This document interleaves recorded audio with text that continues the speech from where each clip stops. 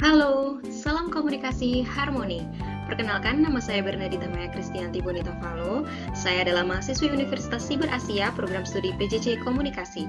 Video ini dibuat untuk memenuhi ujian tengah semester mata kuliah pengantar komunikasi digital dengan dosen pengampu Ibu Adinda Arifia, SIKOM MIKOM. Silahkan disimak. Video kali ini akan membahas tentang apa itu komunikasi. Kita sangat sering mendengar dan membicarakan tentang komunikasi. Tapi, apa sih sebenarnya komunikasi itu?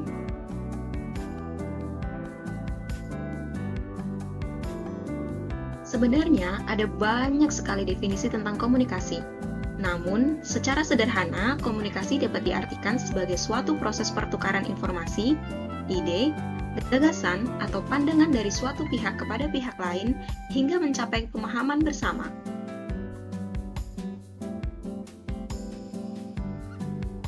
Seorang ilmuwan politik Amerika Serikat bernama Harold Dwight Lasswell dalam bukunya Propaganda and Communication in World History mengatakan bahwa cara terbaik untuk mendefinisikan komunikasi adalah dengan menjawab pertanyaan berikut. Who says what? In which channel? To whom? With what event? Atau siapa? Mengatakan apa? Melalui media apa? Kepada siapa? Dan dengan efek seperti apa? Berdasarkan teori Lasswell, maka proses komunikasi setidaknya membutuhkan 5 elemen penting, yaitu komunikator atau pengirim pesan, pesan yang disampaikan itu sendiri, media atau saluran yang digunakan, komunikan atau penerima pesan, dan efek yang ditimbulkan setelah komunikan menerima pesan. Misalnya dari yang tidak tahu menjadi tahu, perubahan perasaan, atau perubahan perilaku.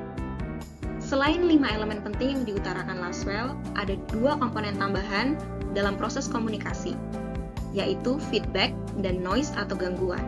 Feedback adalah respon dari komunikan setelah menerima pesan dari komunikator. Sementara itu, noise atau gangguan adalah segala sesuatu yang menghambat proses komunikasi.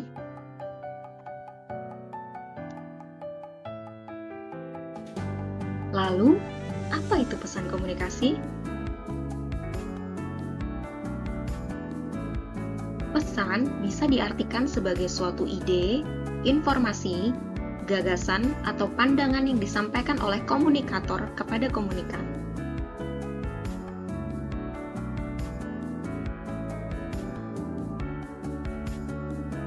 Pesan dalam komunikasi dapat disampaikan secara verbal maupun non-verbal. Pesan verbal disampaikan dengan lisan dan tulisan, sementara pesan nonverbal disampaikan dalam bentuk ekspresi wajah, gerakan tubuh, volume suara, dan lain-lain. Secara teori, pesan verbal dan nonverbal dapat dipisahkan.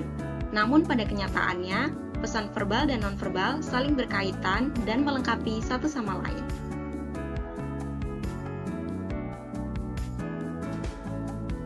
Jenis pesan nonverbal ada 3. Yang pertama adalah pesan kinesik. Penyampaian pesan ini menggunakan ekspresi wajah atau disebut pesan fasial, gestur sebagian anggota tubuh atau disebut pesan gestural, dan gestur seluruh anggota tubuh atau yang disebut sebagai pesan postural. Kemudian ada pesan proksemik. Pesan ini disampaikan melalui pengaturan jarak dan ruang. Semakin dekat jaraknya, maka dinilai semakin akrab. Contohnya berpelukan dengan teman dekat. Lalu yang terakhir ada pesan paralinguistik.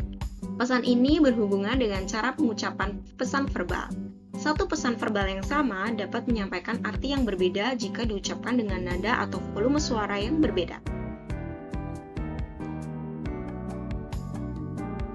Fungsi pesan nonverbal dalam komunikasi. Yang pertama, repetisi. Mengulang kembali gagasan yang sudah disajikan secara verbal.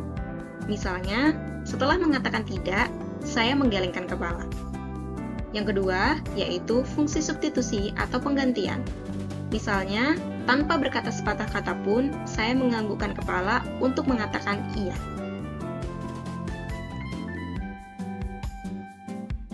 Fungsi pesan nonverbal berikutnya adalah fungsi kontradiksi. Fungsi ini menolak pesan verbal atau memberi makna yang lain terhadap pesan verbal tersebut.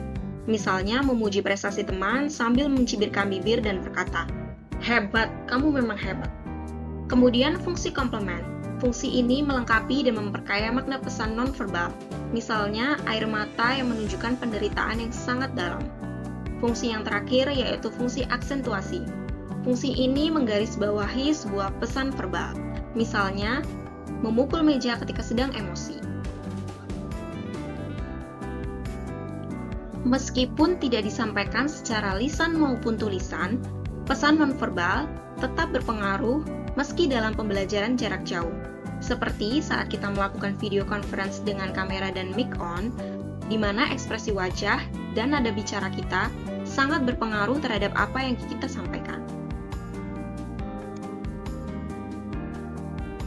Lalu, bagaimana suatu proses komunikasi dikatakan efektif?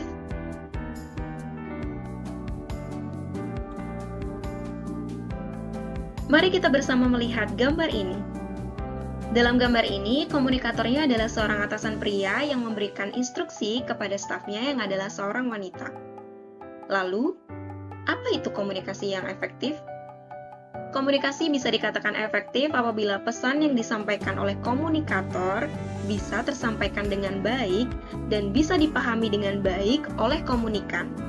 Dalam gambar ini, staf wanita menyatakan bahwa dia sudah memahami instruksi yang diberikan oleh komunikator. Apabila dia mengerjakan pekerjaannya sesuai dengan instruksi, maka komunikasi yang dilakukan dikatakan efektif. Komunikasi efektif sangat penting untuk mencegah terjadinya kesalahpahaman.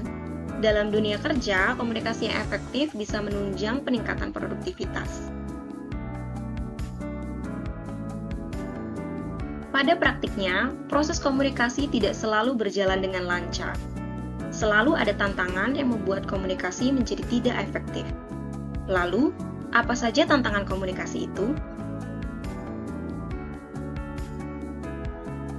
Tantangan komunikasi yang sering terjadi antara lain perbedaan bahasa.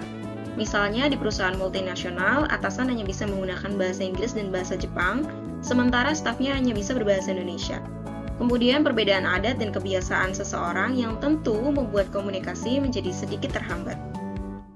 Tantangan berikutnya adalah gangguan lingkungan seperti kebisingan. Kemudian, kondisi mental atau emosional seseorang seperti ketakutan, kecemasan, dan lain sebagainya. Kemudian ada juga hambatan struktur organisasi yang terlalu hierarkis yang membuat komunikasi menjadi sulit untuk dilakukan. Izinkan saya menutup video ini dengan quotes dari Tony Robbins. Untuk berkomunikasi secara efektif, kita harus menyadari bahwa kita semua berbeda dalam cara kita memandang dunia dan menggunakan pemahaman ini sebagai panduan untuk komunikasi kita dengan orang lain. Quotes ini mengajarkan kita untuk berempati dan menghormati perspektif orang lain dalam berkomunikasi.